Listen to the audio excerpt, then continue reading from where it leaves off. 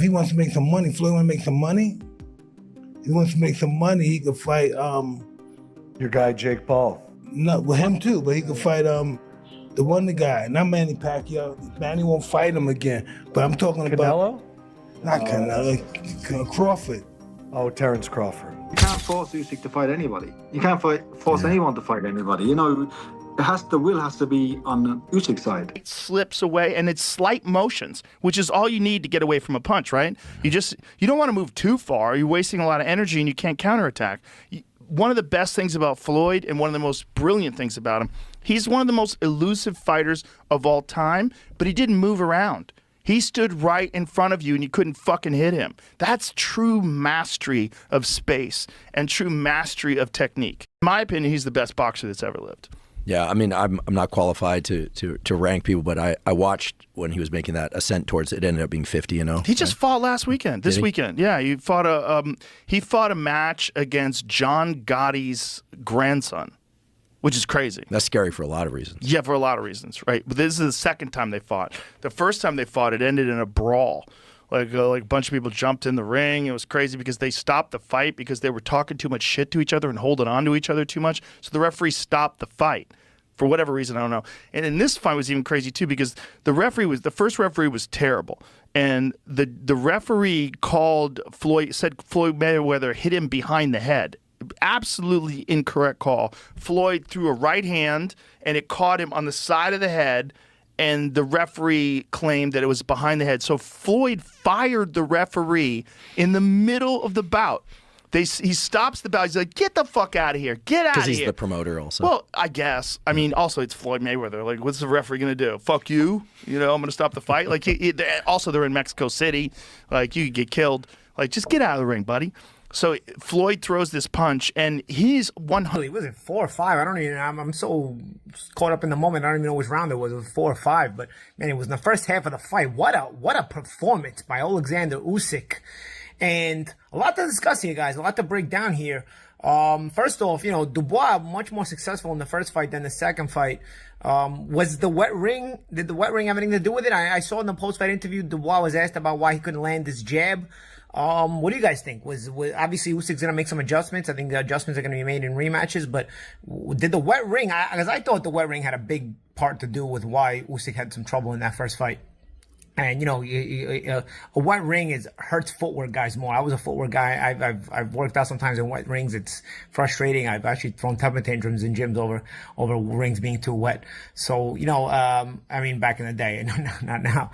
But what I'm saying is, you know, to fight in a wet ring, that had to have some effect on Usyk and his footwork, because he's a footwork guy. And tonight, you just saw his footwork was stupendous, magnificent. There's a reason Mike Tyson keeps praising Alexander Usyk and calling out Floyd Mayweather. It's not about skill. It's not even about legacy. It's about mentality. Floyd Mayweather was the smartest boxer of his generation. He made it look easy because he made it easy. He controlled every aspect of his career. And because his range control is so good, he's in. His nickname's the cat. He's in like a cat, and he is so accurate with what he's doing. He makes you miss, he makes you pay. That's the art of the sweet science. It is the art of... I'm sorry. I can't help it, man. I fucking love this. Honestly, I fucking love this game.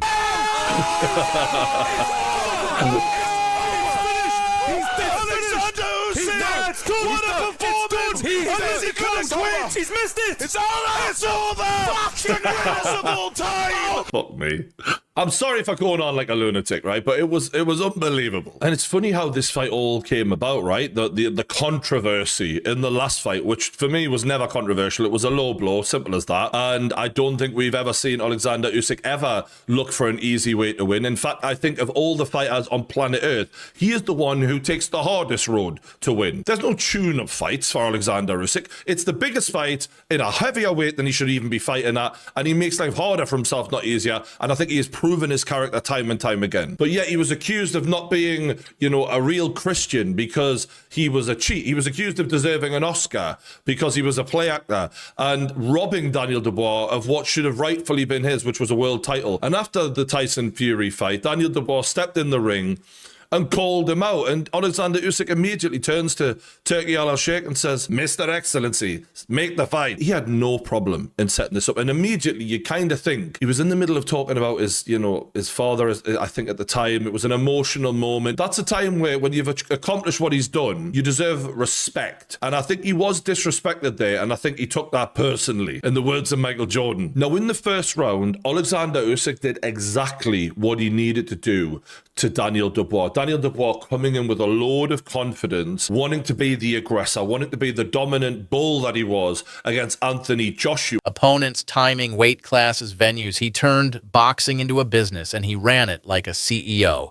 He got rich. He stayed undefeated, but he never risked it all. Now, look at Usyk. He didn't play it safe. He cleaned out cruiserweight and then moved to heavyweight, where everyone was bigger, stronger, and more dangerous. No hesitation, no excuses. Right. Yes. Yeah, Floyd feels like in a different category completely. He made heavyweight money, but I'm talking about the heavyweight slugger. Yes. I don't know if we're ever going to get to the heavyweights again. Huh? Speaking of Floyd. No, that's going to come back again. Always come back. Speaking of Floyd, him and Roy Jones been going back and forth. If they were to fight, give me your opinion on who you think would win and why. And would people want to see that fight now? Well, listen, people are all going to hate on Floyd, so they will want to see the fight. They want to see Floyd get beat. But are they going to fight? I know they're going back and forth. I don't know. Yeah, I don't think they would matter. If he wants to make some money, Floyd want to make some money.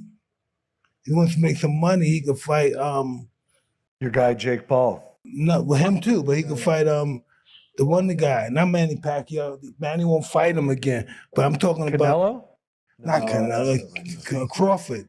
Oh, Terrence Crawford. Fighter in the world. Yeah. And you're figuring out a strategy of not how do I win, but how do I last? Yeah, and that was the strategy. I had a good idea that I wasn't gonna be able to knock him out. No, but that's not the goal with a guy like that. No, but Floyd is the most precise and most. Floyd doesn't care who watches, who likes. It doesn't matter. Right. Floyd only cares about the points. Yeah. If the fight is entertaining, it's for him. It's just a strategy. Yeah. So he's kind of like the beast of fighting. Beast is like, how do I get the algorithm and the numbers? 100%. That's how Floyd is. Do you think he's the great? You think he's the greatest? One of the greatest Every ever? great fighter in the world says technically there's nobody better. Yeah.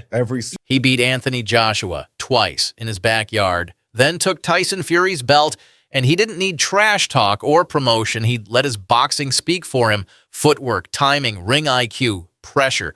Usyk doesn't just fight. He solves fighters, breaks them down, makes them doubt themselves. That's what Mike Tyson respects. He doesn't have to do, probably, because his legacy is secured. He's done basically everything in boxing. And if he was to retire tomorrow, or what could happen, which has been muted, that he was going to have the Dubois fight, and then he was going to have a celebrity fight, like crossover fight with an ex-MMA or something like that, which for me wouldn't be nice, because I think it would cheapen his legacy in some way. But as Addy said, pounds and pence and dollars are what count in this game. Andy, have you spoken, or has Spencer Brown or Frank spoken to you? Because to be fair to Frank, I've spoken to Frank twice since the fight, and he does always say, it's Joseph Parker next, it's Joseph Parker next. And he says it with a bit of force as well, as though he's promised you guys that you will be next in line. Has there been a conversation with Frank as to what happens with Joseph? Because I almost feel sorry for Joseph now. It's got to the stage where every time I see Joseph, I'm like, okay, look, when are you going to fight? When are you going to fight? And he has this face of, I don't know. And it's upsetting for me as well, just to see him on the sidelines.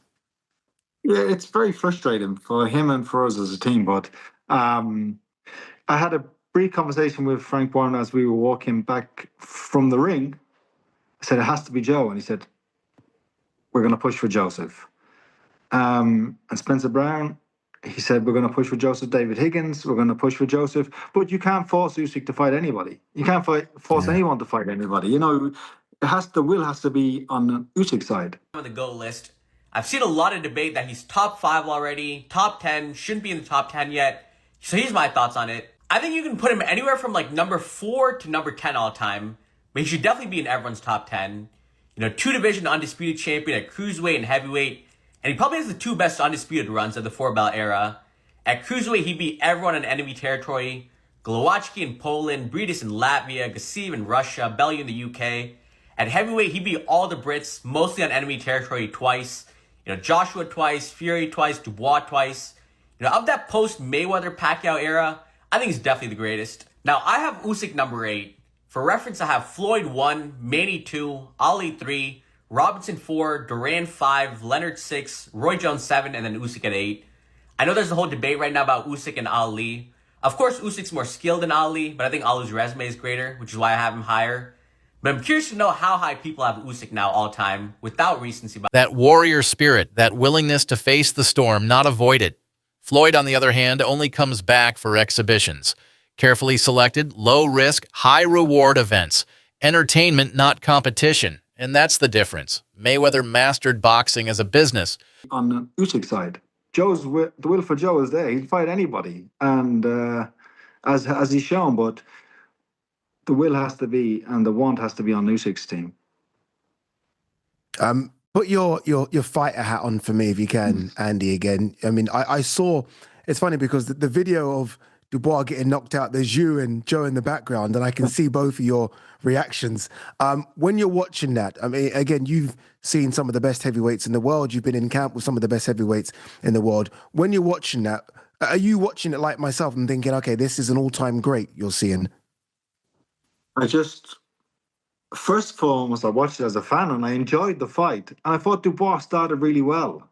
But there's something about Usyk, isn't it? And just this change after round 1, round 2, Dubois was having some success, landing right hands. It's his foot movement. He was just moving. He was just moving away, so Dubois couldn't hit him. Couldn't get near him.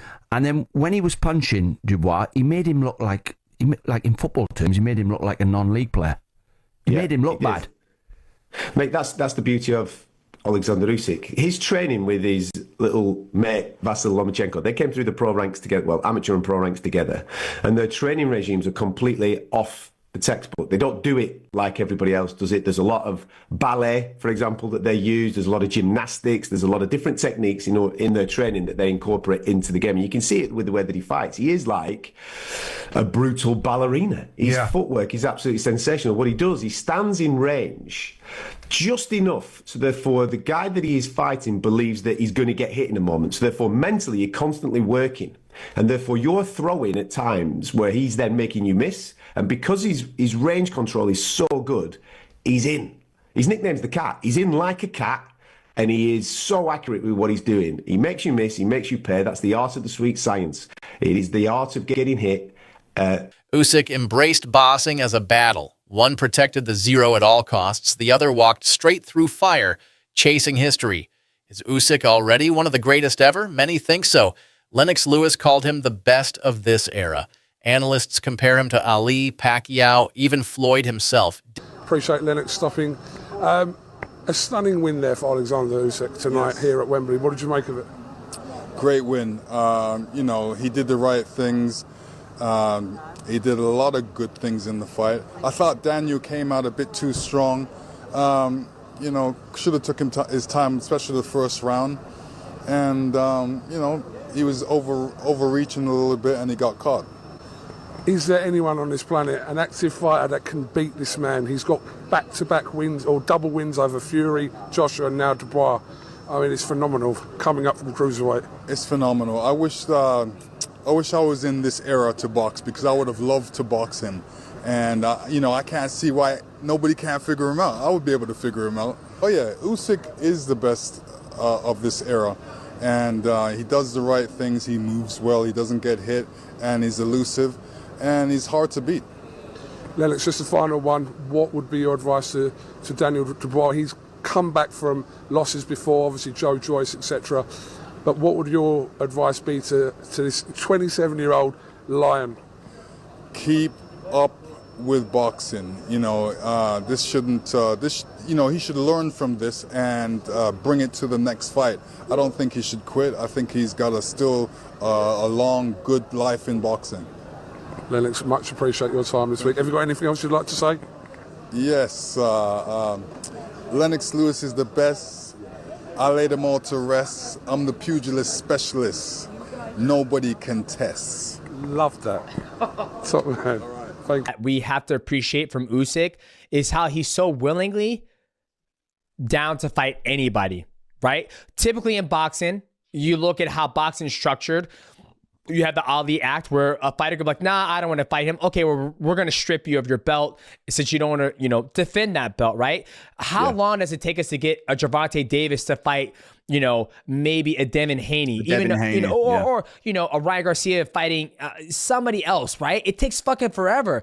But now when it comes to Usyk, Usyk, he's a champion. Okay, your next title, person you have to defend against is Dubois. Perfect. Send me the contract. I will be ready. Yeah. You don't get that nowadays in boxing. You don't fucking get that. But when he fights, that's one thing I love about him. Mm-hmm. Just beating Daniel Dubois in a rematch, the younger guy, and he's made it look easier against him and schooled him and destroyed him. That is the pinnacle of skill in boxing. That's the pinnacle. Different paths, different risks, but the same destination, greatness. So what do you value more? Perfect records or fearless resumes? Let me know in the comments. Don't forget to like, subscribe, and stay tuned for more real talk from the fight game's biggest names.